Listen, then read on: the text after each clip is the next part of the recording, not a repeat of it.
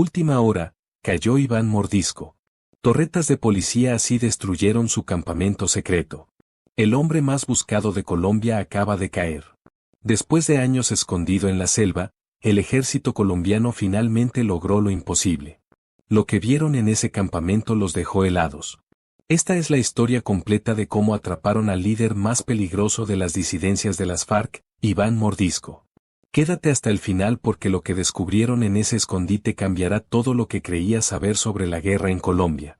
La madrugada caía pesada sobre la región del Guaviare. La humedad se pegaba a la piel como una segunda capa y los sonidos nocturnos de la jungla colombiana creaban una sinfonía inquietante. En la base militar de San José del Guaviare, un grupo de hombres se preparaba para la misión más importante de sus vidas. El comandante Ricardo Salazar revisaba los mapas una y otra vez, sus ojos enrojecidos por la falta de sueño, pero brillantes de concentración. Llevaba 20 años persiguiendo fantasmas en esta selva, pero esta vez era diferente. Esta vez tenían información sólida.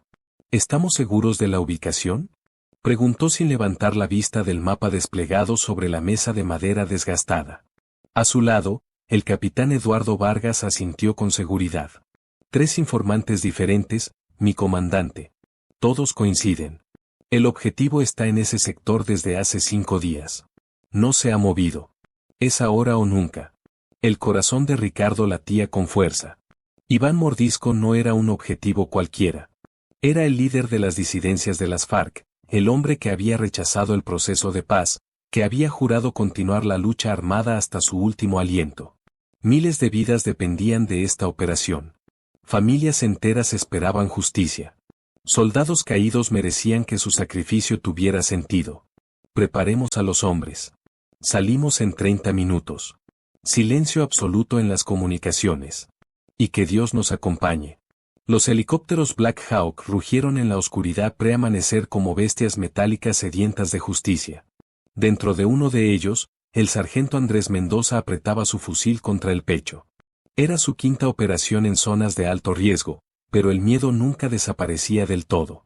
Simplemente aprendías a convivir con él, a usarlo como combustible en lugar de dejarte paralizar. Miró a sus compañeros. Rostros jóvenes, algunos apenas rozando los 20 años. Chicos que deberían estar en la universidad, enamorándose, construyendo sueños. En cambio, estaban aquí, volando hacia el infierno con la esperanza de hacer de Colombia un lugar más seguro. 5 minutos para el punto de desembarco, anunció el piloto por los auriculares. Andrés sintió como su estómago se contraía. Este era el momento. No había vuelta atrás. Los helicópteros descendieron en un claro a 2 kilómetros del objetivo. El ruido de las hélices cortando el aire húmedo de la mañana era ensordecedor, pero en cuestión de segundos los pilotos elevaron las máquinas de nuevo, dejando a los soldados solos en territorio enemigo.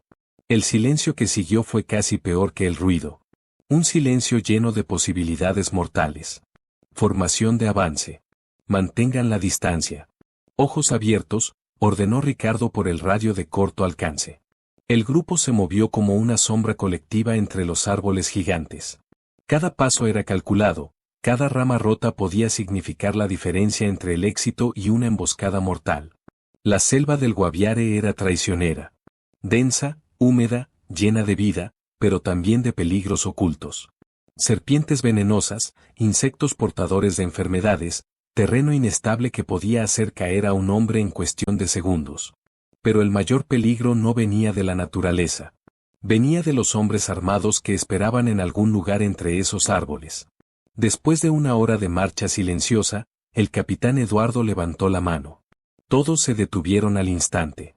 Adelante, apenas visible entre la vegetación, se distinguía una construcción rudimentaria. Techos de zinc oxidado, paredes de madera podrida. Era el campamento.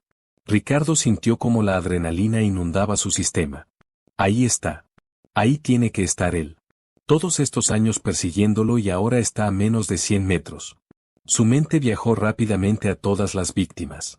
Los campesinos asesinados, los niños reclutados a la fuerza, los policías emboscados. Mordisco era responsable de tanto dolor, de tanta destrucción. Y hoy iba a responder por todo eso. Equipos Alfa y Bravo, rodeen la posición. Equipo Charlie, conmigo por el centro. A mi señal. Los hombres se desplegaron con precisión militar. Años de entrenamiento se hacían evidentes en cada movimiento coordinado. Andrés estaba en el equipo alfa, moviéndose por el flanco izquierdo. Podía ver a 2 guardias en el perímetro, sentados en troncos, fumando cigarrillos. Parecían relajados, confiados. No esperaban una visita. Eso era exactamente lo que el ejército necesitaba. El elemento sorpresa era su mayor ventaja. Ricardo observó por los binoculares. Contaba las estructuras, evaluaba las posibles rutas de escape. Había aprendido por las malas que hombres como Mordisco siempre tenían un plan B. Siempre había una ruta de huida, un túnel, una trocha escondida. No iba a dejar que escapara de nuevo. Todos en posición, susurraron las voces por el radio. Ricardo respiró profundo. Este era el momento que había esperado durante 2 décadas de carrera militar. Ahora. El campamento explotó en caos. Los soldados emergieron de la selva como apariciones, gritando órdenes, apuntando sus armas. Los guardias del perímetro fueron neutralizados antes de que pudieran siquiera alcanzar sus rifles. El sonido de botas militares contra el barro resonaba mezclado con gritos de sorpresa y pánico. Ejército colombiano. Están rodeados. Salgan con las manos arriba. Las puertas de las estructuras se abrieron violentamente. Hombres en ropa de camuflaje improvisado salieron tambaleándose, algunos aún medio dormidos, otros con las manos ya en alto. Andrés mantenía su rifle apuntando a cada rostro que aparecía, buscando el que había memorizado de las fotografías de inteligencia. Pero ninguno era él. ¿Dónde está? ¿Dónde está Mordisco? Ricardo entraba en cada habitación, volcando catres, revisando cada rincón. La frustración comenzaba a trepar por su garganta. No podía ser. No podía haber escapado de nuevo. Mi comandante, aquí, gritó Eduardo desde la estructura más grande del campamento. Ricardo corrió hacia allá, el corazón latiéndole en los oídos. Entró en la habitación y vio lo que el capitán señalaba. Un túnel. Una entrada hacia abajo, oculta bajo una tabla de madera. Claro que sí. Claro que tiene un túnel. Necesito 3 hombres conmigo. Vamos tras él. Mi comandante, podría ser una trampa. Lo sé. Pero no vamos a dejarlo escapar. Ricardo descendió por el túnel con Eduardo y 2 soldados más. La oscuridad era absoluta, rota solo por las linternas atadas a sus fusiles. El túnel era estrecho, las paredes de tierra húmeda amenazaban con colapsar en cualquier momento. El aire era denso, difícil de respirar. Pero Ricardo siguió adelante. No había recorrido todo este camino para rendirse ahora. Después de lo que pareció una eternidad, pero fueron apenas 5 minutos, el túnel comenzó a ascender. Una luz débil apareció adelante. La salida. Ricardo aceleró el paso, emergiendo en medio de la selva, a unos 200 metros del campamento principal. Y ahí, corriendo entre los árboles, vio una figura. Un hombre mayor, de pelo gris, moviéndose con dificultad, pero con desesperación evidente. Iván Mordisco. Alto. Alto o disparo. El fugitivo se detuvo. Sus hombros cayeron. Sabía que había llegado al final del camino. Lentamente, levantó las manos. Ricardo se acercó con cautela, el dedo en el gatillo, listo para responder a cualquier movimiento sospechoso. Pero cuando llegó frente a él, lo que vio lo sorprendió. No era el guerrillero feroz de las fotografías. Era un hombre viejo, cansado, derrotado. Los años de huir, de esconderse, de vivir en la selva habían cobrado su precio. Iván Mordisco, quedas detenido por crímenes de lesa humanidad, terrorismo, secuestro, extorsión y reclutamiento de menores. El hombre no respondió. Solo miraba al suelo. Ricardo sintió algo extraño. No era la satisfacción triunfal que había imaginado todos estos años. Era algo más complejo. Era el peso de entender que este hombre, este símbolo del terror, era al final solo un ser humano quebrado. Lo esposaron y lo llevaron de vuelta al campamento. Los demás soldados habían asegurado la zona. 15 guerrilleros capturados, arsenales de armas decomisadas, documentos que revelarían redes completas de narcotráfico y extorsión. Era una victoria monumental. Pero Ricardo sabía que esto era solo el comienzo. La captura de Mordisco enviaría ondas de choque a través de todas las disidencias. Algunos se rendirían, otros lucharían con más ferocidad. La guerra no había terminado. Nunca terminaba realmente. Solo cambiaba de forma. Mientras esperaban la llegada de los helicópteros para la extracción, Andrés se sentó en un tronco caído. Estaba agotado física y emocionalmente. Miró a Mordisco, sentado en el suelo con las manos esposadas, vigilado por 4 soldados. Se preguntó cómo alguien llegaba a ese punto. ¿Qué decisiones, qué momentos habían transformado a ese hombre en lo que era ahora? Tal vez nunca lo sabría. Tal vez no importaba. Lo que importaba era que hoy, en este pedazo de selva olvidada de Colombia, la justicia había prevalecido. No era perfecta, nunca lo era. Pero era mejor que la alternativa. Era mejor que dejar que hombres como Mordisco siguieran sembrando terror y muerte. Los helicópteros llegaron con el sol ya alto en el cielo. El ruido de las hélices ahuyentó a las aves que habían comenzado su canto matutino. Mordisco fue subido a uno de ellos, rodeado de soldados armados hasta los dientes. Ricardo subió detrás, sin quitarle los ojos de encima a su prisionero. Desde el aire, el campamento se veía pequeño, insignificante. Era difícil creer que desde ese lugar se habían coordinado tantas operaciones criminales, tanto sufrimiento. Pero así era esta guerra. Se libraba en lugares que ni siquiera aparecían en los mapas, por gente que nadie conocía, con consecuencias que afectaban a millones. La noticia de la captura se extendió como pólvora. En Bogotá, el presidente convocó una rueda de prensa urgente. Las cámaras de televisión transmitían en vivo desde el Palacio Presidencial. El país entero estaba pegado a las pantallas. Compatriotas colombianos. Hoy es un día histórico para nuestra nación. Después de años de operaciones de inteligencia y valentía de nuestras Fuerzas Armadas, puedo confirmar que Iván Mordisco, líder de las disidencias de las FARC, ha sido capturado. Este es un golpe devastador al crimen organizado y un mensaje claro. En Colombia, la ley prevalece. No habrá refugio para los criminales. No habrá paz para quienes siembran terror. El país estalló en celebración. En las ciudades, la gente salía a las calles, ondeando banderas colombianas. En las zonas rurales más afectadas por la violencia, las lágrimas corrían libremente. Eran lágrimas de alivio, de esperanza, de justicia finalmente alcanzada. Pero no todos celebraban. En las profundidades de la selva, en campamentos ocultos similares al que acababa de ser desmantelado, otros líderes guerrilleros recibían la noticia con preocupación. Mordisco había sido capturado. Si él podía caer, ninguno estaba seguro. Las redes de comunicación comenzaron a arder con mensajes encriptados. Había que reubicarse. Había que cambiar los protocolos de seguridad. Había que ser más cuidadosos. Algunos vieron en la captura una oportunidad. Con Mordisco fuera del tablero, había un vacío de poder que llenar. Las ambiciones comenzaron a despertar. Los cuchillos se afilaban en la oscuridad. La guerra dentro de la guerra estaba por comenzar. Ricardo llegó a Bogotá esa misma tarde. Fue recibido como un héroe. Medallas, ascensos, reconocimientos. Pero todo eso le resbalaba. Cuando finalmente pudo quitarse el uniforme y ducharse, se miró al espejo. 20 años persiguiendo a un hombre. 20 años de su vida dedicados a esta captura. Y ahora que había sucedido, se sentía extrañamente vacío. Su esposa, Marina, lo encontró sentado en el borde de la cama, con la mirada perdida. Se sentó a su lado, tomando su mano entre las suyas. Lo lograste. Finalmente lo lograste. Sí, lo logré. Pero ¿cuántos más hay ahí afuera? ¿Cuántos mordiscos esperan su turno? Esto nunca termina, Marina. Nunca termina realmente. Ella apretó su mano con más fuerza. Tal vez no. Pero hoy ganaste una batalla. Y eso cuenta. Todas esas familias que ahora pueden dormir un poco más tranquilas. Todos esos niños que ya no serán reclutados por su red.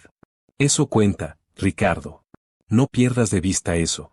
Él asintió, dejando que las palabras de su esposa penetraran la coraza de cansancio que lo rodeaba. Tenía razón. Cada victoria contaba. Cada criminal capturado era una vida salvada, una familia protegida. No podía pensar en esto como una guerra que nunca terminaba.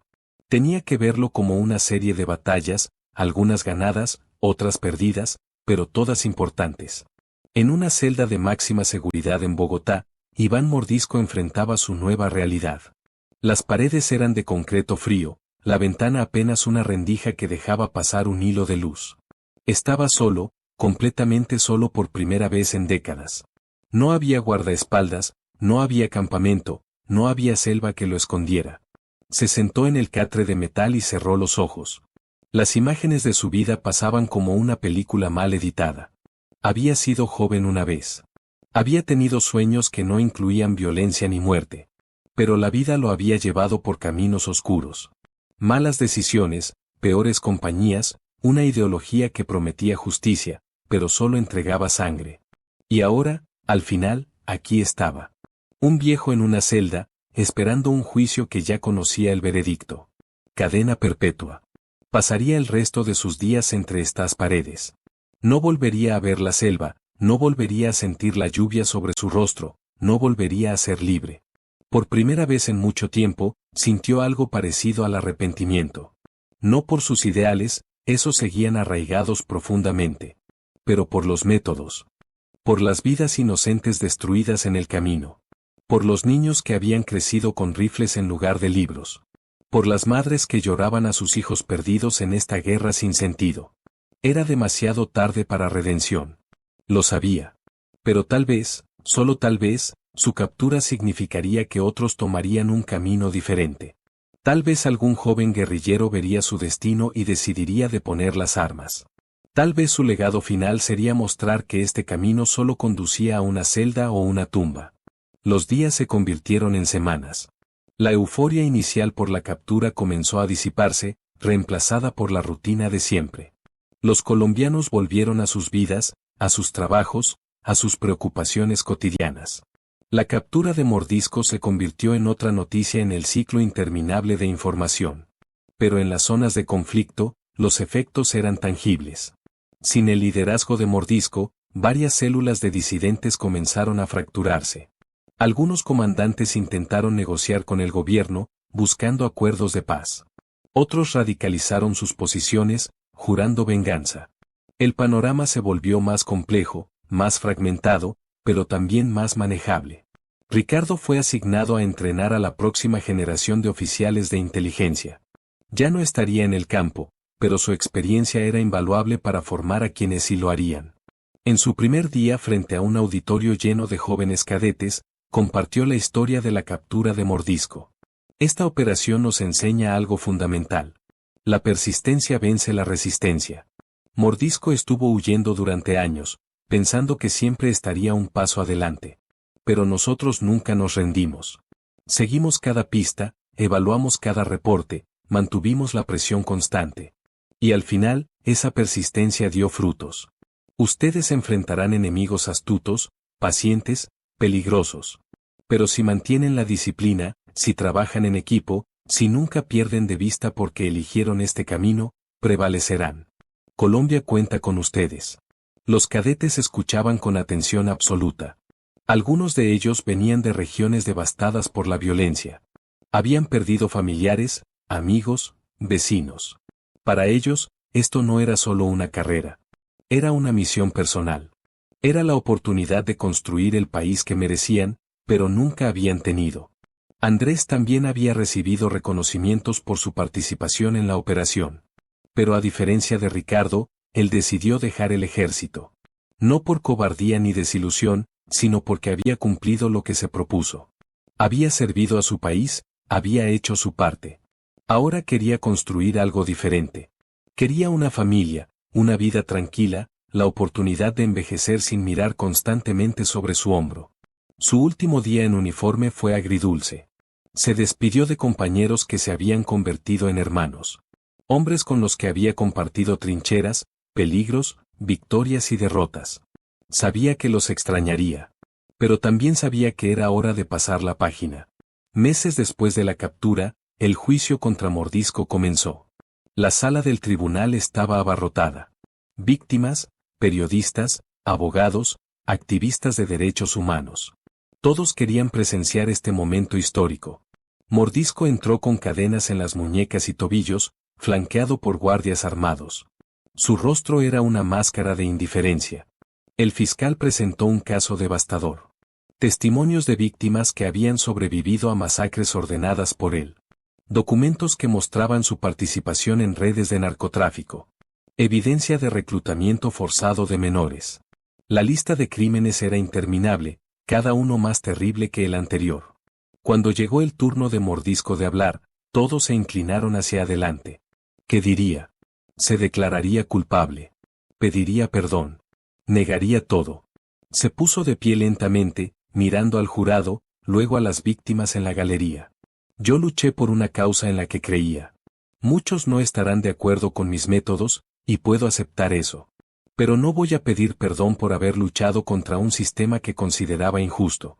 Las víctimas aquí presentes tienen mi respeto. Pero también hubo víctimas del lado del gobierno, de sus políticas, de su indiferencia. Esta guerra creó monstruos en ambos bandos. Un murmullo recorrió la sala. El juez golpeó el martillo exigiendo orden.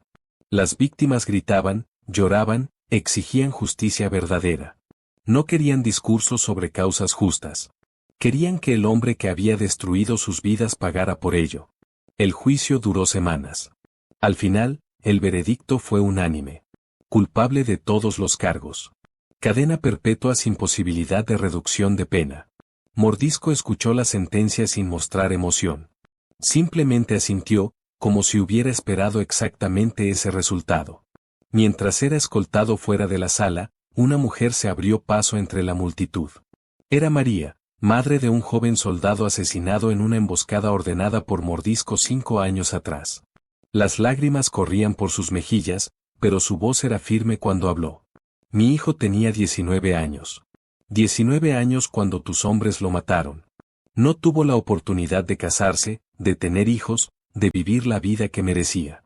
Y tú te atreves a hablar de causas justas. No hay causa justa que valga la vida de un niño. Espero que cada día en esa celda recuerdes todos los hijos que le quitaste a sus madres. Mordisco se detuvo. Por un momento, su máscara de indiferencia se resquebrajó. Miró a María a los ojos y por primera vez desde que había comenzado el juicio, algo humano pareció brillar en su mirada. No dijo nada. ¿Qué podía decir? Pero ese momento de conexión, de humanidad reconocida, fue suficiente para María. No era perdón. Nunca podría perdonarlo. Pero era cierre. Era el final de un capítulo doloroso de su vida. La vida continuó su marcha implacable.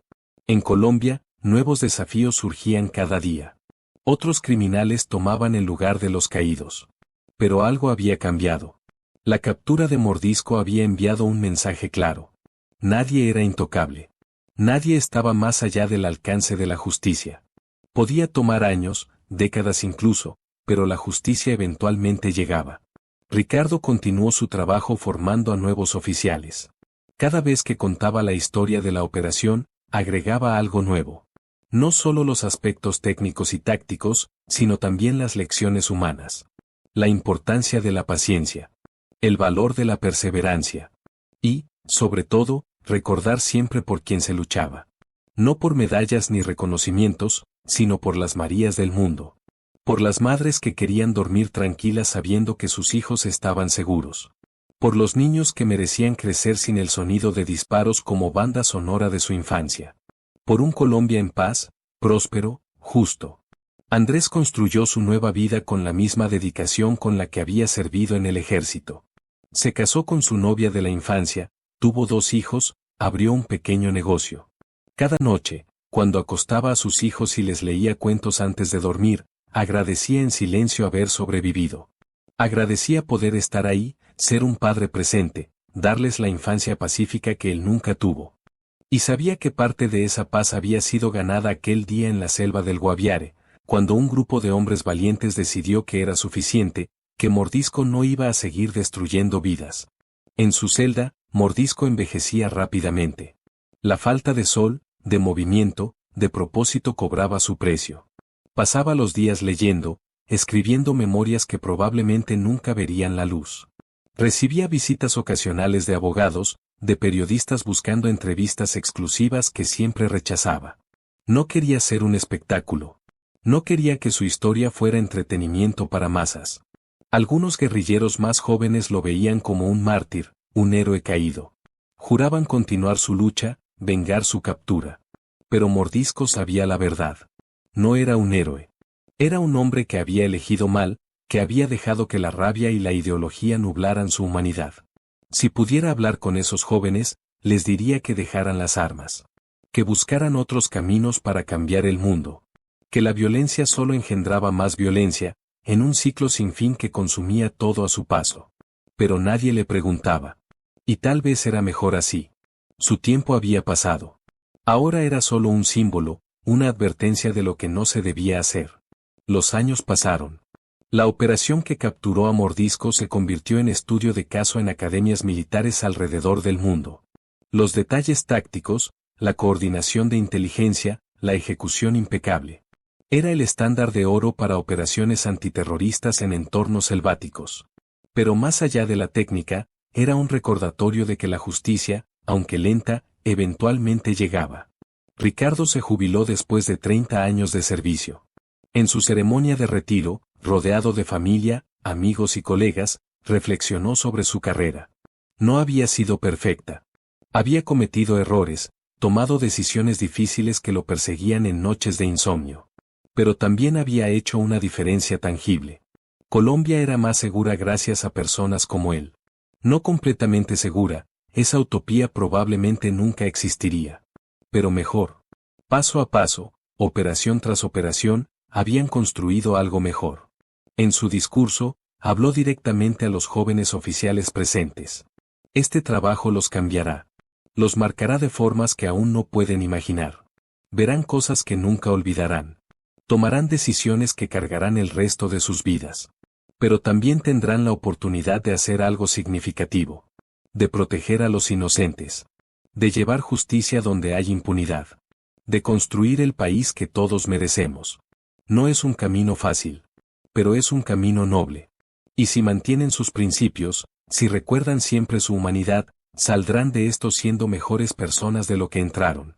Las palabras resonaron en el auditorio. Algunos de esos jóvenes oficiales algún día estarían en situaciones similares a la que Ricardo enfrentó en el Guaviare. Tendrían que tomar decisiones difíciles en fracciones de segundo. Y esperaba que sus palabras les dieran fuerza cuando llegara ese momento. María, la madre del soldado caído, nunca dejó de visitar la tumba de su hijo. Cada domingo, sin falta, llevaba flores frescas y pasaba horas contándole sobre su vida, sobre los nietos que él nunca conoció, sobre el país que lentamente se reconstruía. Cuando se enteró de que Mordisco había sido condenado, sintió un peso levantarse de sus hombros. No era alegría exactamente. El dolor de perder a su hijo nunca desaparecería. Pero era algo. Era reconocimiento de que su muerte no había sido en vano. Era justicia, imperfecta y tardía, pero justicia al fin. En el campamento destruido del Guaviare, la selva lentamente reclamaba lo que era suyo. Las estructuras colapsaban, la vegetación crecía sobre los restos de lo que alguna vez fue el centro de operaciones de un imperio criminal. En unos años, no quedaría ninguna señal de que algo había existido ahí. La naturaleza era así. Implacable, eterna, indiferente a los dramas humanos que se desarrollaban bajo su dosel. Pero las personas recordarían. Los soldados que participaron en la operación. Las víctimas que finalmente vieron justicia. Los colombianos que podían dormir un poco más tranquilos. La memoria era poderosa. Era lo que daba significado a todo el sufrimiento, a todo el sacrificio. Era lo que aseguraba que las lecciones aprendidas no se perdieran. Colombia seguía siendo un país complejo, lleno de contradicciones y problemas. La captura de un líder guerrillero no había solucionado mágicamente décadas de conflicto y desigualdad. Pero era un paso. Y en un camino largo, cada paso contaba. El país avanzaba, tropezando a veces, retrocediendo ocasionalmente, pero avanzando. Construyendo instituciones más fuertes. Creando oportunidades para los jóvenes que antes solo tenían opciones entre la pobreza o la guerra. Sanando, lentamente, las heridas de generaciones de violencia. En una escuela rural cerca del Guaviare, una maestra llamada Sofía enseñaba historia a niños que habían crecido escuchando disparos. Les contaba sobre la captura de Mordisco, no glorificando la violencia, sino enmarcándola como el triunfo del Estado de Derecho sobre el caos. Les enseñaba que había caminos mejores para cambiar el mundo que tomar un arma. Les mostraba que la educación, la participación ciudadana, el trabajo duro podían transformar sus comunidades más efectivamente que cualquier bala. Los niños la escuchaban con ojos grandes, absorbiendo cada palabra. Ellos eran el futuro. Ellos decidirían si los errores del pasado se repetían o si Colombia finalmente rompía el ciclo de violencia. Sofía creía en ellos. Tenía que creer. De lo contrario, todo el sufrimiento, todo el sacrificio no habría servido para nada. Una noche, años después de la captura, Ricardo y Andrés se encontraron por casualidad en un restaurante en Bogotá. No se habían visto desde que Andrés dejó el ejército. Se abrazaron con el afecto de hermanos de armas, compartiendo una mesa y recordando viejos tiempos. ¿Sabes? A veces sueño con ese día todavía, confesó Andrés tomando un sorbo de cerveza. Me despierto en medio de la noche sintiendo la humedad de la selva, escuchando los helicópteros. Es extraño. Ya no estoy ahí, pero una parte de mí nunca salió de esa selva. Ricardo asintió con comprensión. Yo también. Creo que todos los que estuvimos ahí llevamos una pieza de esa jungla en nuestro interior. Pero no lo veo como algo malo. Es un recordatorio. De lo que somos capaces cuando nos unimos por una causa justa. De lo que está en juego cada vez que gente buena decide no hacer nada. Hablaron durante horas, compartiendo no solo recuerdos de la operación sino de sus vidas actuales. Andrés mostró fotos de sus hijos, hablando con orgullo de sus logros escolares. Ricardo compartió anécdotas de sus estudiantes en la academia, de cómo algunos ya estaban haciendo diferencia en el campo. ¿Crees que valió la pena?, preguntó Andrés de repente. Todo lo que sacrificamos. Lo que vimos. ¿Valió la pena? Ricardo pensó cuidadosamente antes de responder. Creo que sí. No todo el tiempo. Hay días oscuros donde dudo. Donde recuerdo a los compañeros que perdimos y me pregunto si sus familias piensan que valió la pena. Pero luego veo a esos estudiantes, tan llenos de esperanza y determinación. Veo las estadísticas de violencia bajando año tras año. Veo familias regresando a tierras que habían abandonado por miedo. Y pienso que sí. Que cada día que luchamos por un Colombia mejor valió absolutamente la pena.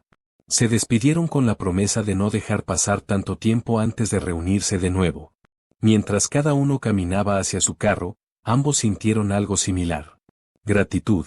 No por la guerra ni la violencia, sino por haber sobrevivido. Por tener la oportunidad de construir algo mejor sobre las cenizas del conflicto. Por ser parte de la solución en lugar del problema. Iván Mordisco murió en prisión una década después de su captura. Un ataque cardíaco en medio de la noche. No hubo procesión fúnebre multitudinaria. No hubo discursos conmemorativos. Fue enterrado discretamente, con solo un par de familiares lejanos presentes. Su muerte fue noticia por un día, luego la atención del país se movió a otros temas. Así terminan los mitos. No con explosiones ni drama, sino con un suspiro olvidado. Para los que lo habían capturado, su muerte fue una nota al pie en sus vidas. Ya no era relevante. Ya había pagado por sus crímenes en la única forma que el sistema legal permitía. Cadena perpetua hasta su último aliento. La justicia había sido servida, imperfecta como siempre es, pero servida al fin. La historia de su captura se contaba todavía en las academias militares. Nuevas generaciones de soldados aprendían las tácticas, la estrategia, la importancia de la inteligencia precisa. Pero más importante, aprendían algo más fundamental. Que servir a Colombia significaba algo más que disparar armas y seguir órdenes. Significaba proteger a los más vulnerables. Significaba ser el escudo entre el caos y la civilización. Significaba sacrificar comodidad personal por el bien común. Colombia siguió su camino. Imperfecto, complicado, a veces dando 2 pasos adelante y 1 atrás. Pero avanzando. Nuevos líderes emergían, algunos buenos, otros no tanto. Nuevos desafíos aparecían en el horizonte. Pero el país había aprendido lecciones valiosas de décadas de conflicto. Había aprendido que la violencia solo engendra más violencia. Que la verdadera fuerza viene de la unidad, no la división. Que construir es más difícil que destruir, pero infinitamente más valioso. En el Guaviare, donde alguna vez existió el campamento de Mordisco, ahora había un pequeño memorial. No para él, sino para todas las víctimas del conflicto armado. Nombres grabados en piedra. Miles de ellos. Cada uno representando una vida interrumpida, un futuro robado, una familia destrozada. Los visitantes venían de todo el país, dejando flores, llorando, recordando. Era importante recordar. No con odio ni deseo de venganza, sino con la determinación de que esas muertes no fueran en vano. Que sirvieran como recordatorio del precio terrible de la violencia, y la necesidad absoluta de buscar caminos pacíficos para resolver conflictos. Ricardo visitó el memorial una vez, varios años después de su jubilación. Caminó entre las filas de nombres, tocando las letras grabadas, leyendo historias resumidas en fechas de nacimiento y muerte. Se detuvo frente al nombre del hijo de María. 19 años. Apenas comenzando su vida cuando fue arrebatada. Cerró los ojos y dijo una oración silenciosa. No era particularmente religioso, pero en ese momento sintió la necesidad de alguna forma de ritual, de reconocimiento. Alguien se acercó a su lado. Era Marina, su esposa, que lo había acompañado en ese viaje. Tomó su mano sin decir palabra. A veces el silencio comunicaba más que 1000 palabras. Permanecieron así por largo rato, dos figuras solitarias en un campo de memoria y luto, pero también de esperanza. Porque cada nombre en ese memorial representaba no solo una pérdida, sino también una razón para seguir luchando por un país mejor. Una razón para no rendirse nunca en la búsqueda de paz y justicia. Mientras el sol se ponía sobre el memorial, pintando el cielo en tonos de naranja y púrpura, Ricardo pensó en todo el camino recorrido. Desde ese amanecer en la selva cuando capturaron a Mordisco, hasta este momento de reflexión tranquila. Había sido un viaje largo, lleno de curvas inesperadas, victorias y derrotas, alegrías y tristezas. Pero había sido un viaje con propósito. Y eso era más de lo que mucha gente podía decir de sus vidas. Vamos a casa, dijo Marina suavemente. Ricardo asintió. Dieron una última mirada al memorial, luego caminaron hacia su carro. El sol continuaba su descenso, las sombras se alargaban, y en algún lugar de Colombia, un niño jugaba sin miedo, un maestro enseñaba con esperanza, un soldado vigilaba con determinación. La vida continuaba. Y mientras hubiera gente dispuesta a luchar por lo correcto, a mantenerse firme contra la injusticia, a creer en un futuro mejor, Colombia estaría bien. No perfecta, nunca perfecta. Pero bien. Y eso, pensó Ricardo mientras encendía el motor, eso era suficiente. Y así llegamos al final de esta historia. Quiero agradecerte de corazón por acompañarme hasta aquí, por dedicar tu tiempo y atención a este contenido. Cada like, cada comentario y cada suscripción significan mucho para mí y son el motor que me impulsa a seguir creando. Si te gustó este video, no olvides darle like, suscribirte si aún no lo has hecho y activar la campanita para no perderte ningún contenido nuevo. Tu apoyo es invaluable. Antes de despedirme, quiero recordarte que detrás de cada video hay horas de trabajo, pasión y dedicación. Así que, si este contenido te gustó, compártelo con alguien más y ayúdame a llegar a más personas. Gracias nuevamente por estar aquí, por ser parte de esta comunidad. ¿Crees que Colombia finalmente encontrará la paz duradera que tanto ha buscado? ¿Qué otras historias del conflicto armado colombiano te gustaría que contáramos? Déjame tu comentario aquí abajo. Me encantaría leer tu opinión y saber qué temas te interesan.